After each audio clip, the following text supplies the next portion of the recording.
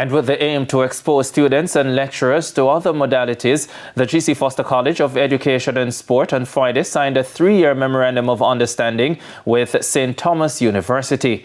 Christopher Scott has the details. Principal of G.C. Foster College, Maurice Wilson, believes a newly signed partnership with the Florida-based St. Thomas University will be transformative for students and faculty members in the coming years. This after both institutions put pen to paper on a memorandum of understanding at G.C. Foster's boardroom on Friday. Wilson explains what the partnership entails.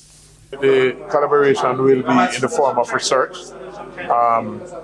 academic programs, curriculum development, practical applications in terms of experiments, scientific biomechanical movements. It's a wholesome affair, and based on the nature of the university, it is right in line with what we do at GC Foster. Wilson is excited to get started with the St. Thomas University to enable students and lecturers at GC Foster College to learn and lead on the global stage. I'm happy that they were able to take the trip here today to see the campus and the opportunities that GC Foster College offers, not only to the sporting community, but sporting education.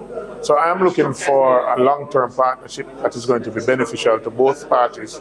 Head of Gus Machado College of Business at St. Thomas University, David Edwards, says this collaboration goes beyond sport.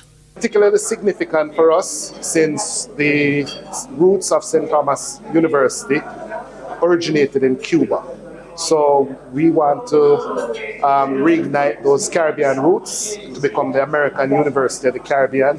So partnerships with premier institutions like this is critical